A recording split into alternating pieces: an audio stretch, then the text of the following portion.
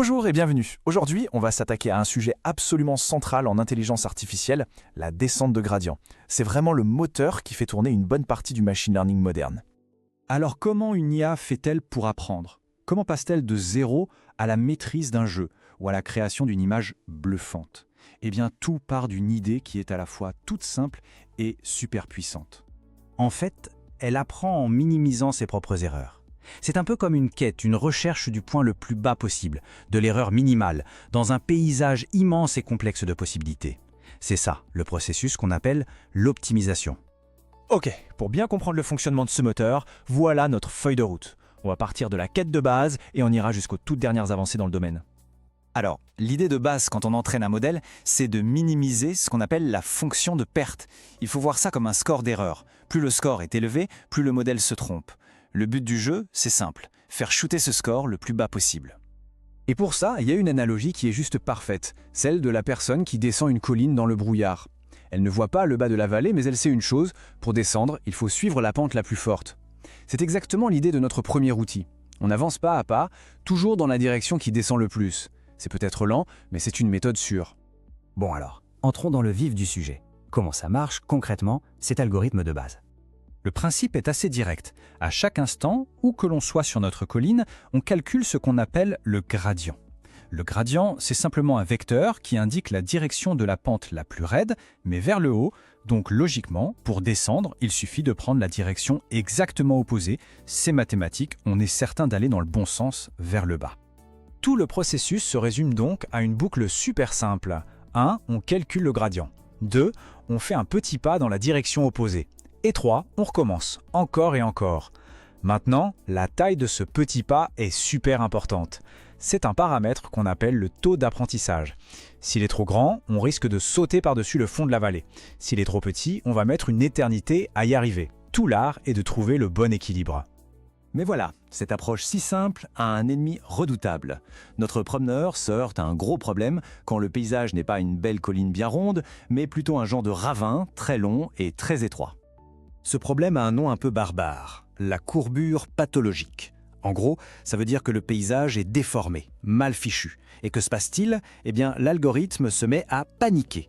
Au lieu de descendre tranquillement le long du ravin, il se met à rebondir d'une paroi à l'autre, en zigzag. Il fait les tout petits pas dans la bonne direction et la progression devient terriblement lente. On peut même mesurer la difficulté de ce ravin avec ce qu'on appelle le nombre de conditionnements. Plus ce nombre est grand, pire c'est. Bref, on voit bien que notre outil de base a besoin d'une sérieuse mise à jour. Heureusement, cette mise à niveau, elle existe.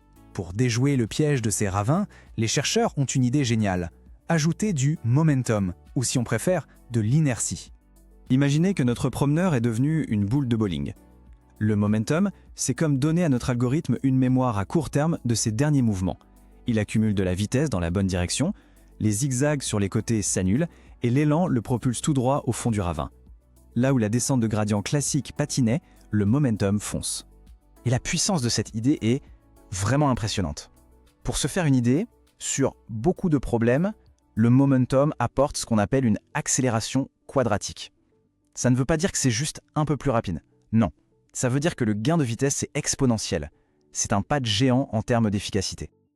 Ok, on a ajouté de l'inertie, c'est déjà beaucoup mieux. Mais et si on pouvait rendre notre outil encore plus malin? C'est exactement le principe des méthodes dites adaptatives. Et la plus célèbre d'entre elles, c'est l'optimiseur Adam. Faisons une petite comparaison. On a la descente de gradient de base, la SGD, avec son taux d'apprentissage unique et fixe. Simple mais lent. Ensuite, on a le momentum. Lui aussi a un taux d'apprentissage fixe, mais il est plus rapide grâce à son inertie. Et puis on a Adam. Adam, lui, il combine le meilleur des deux mondes et il ajoute sa propre magie. Non seulement il utilise l'inertie, mais en plus, il ajuste la taille du pas de manière individuelle pour chaque paramètre du modèle. Et ça, c'est une révolution. Pourquoi? Parce que dans un gros réseau de neurones, certains points ont besoin de changer beaucoup et d'autres très peu. Adam s'adapte à chacun automatiquement. C'est ce qui explique pourquoi il est si souvent le plus rapide. On pourrait croire qu'avec Adam, on a résolu tous les problèmes. Mais en réalité, même nos outils les plus sophistiqués sortent parfois des murs, surtout face au paysage de perte et des modèles d'IA géants d'aujourd'hui. La recherche a en effet montré qu'Adam, malgré son incroyable vitesse, a quelques points faibles. Parfois, il trouve des minimums très pointus, qui sont moins bons pour ce qu'on appelle la généralisation. En clair, le modèle est excellent sur les données qu'il a vues, mais moins bon sur des données nouvelles. On a aussi remarqué qu'il pouvait être assez instable, surtout quand on entraîne des monstres comme les Transformers. Et il semblerait qu'une des causes soit liée à la façon dont on l'initialise, tout au début de l'entraînement. Il faut savoir qu'il existe d'autres méthodes, encore plus puissantes en théorie, comme les méthodes du second ordre. Le problème, c'est qu'elles sont extrêmement gourmandes en calcul. Tellement gourmandes qu'historiquement, il était tout simplement impossible de les utiliser sur les immenses réseaux de neurones que l'on manipule aujourd'hui. Mais bien sûr, tous ces défis ne font que motiver les chercheurs du monde entier. La quête de l'optimisateur parfait est encore loin, très loin d'être terminée. D'ailleurs, l'innovation est permanente. Ça ne s'arrête jamais. Regardons juste les avancées les plus récentes. En 2024, des optimiseurs comme LNGD ont été proposés pour essayer de rendre ces fameuses méthodes du second ordre plus abordables. D'autres, comme ADOPT, sont des variantes d'Adam conçues pour être plus stables en début d'entraînement. Et la recherche prévue pour 2025 s'attaque même à ce problème d'initialisation d'Adam pour le rendre encore plus performant. La frontière de ce qui est possible est constamment repoussée. Alors pour résumer un peu tout ce parcours, on est parti de l'idée toute simple de descendre une colline, la descente de gradient.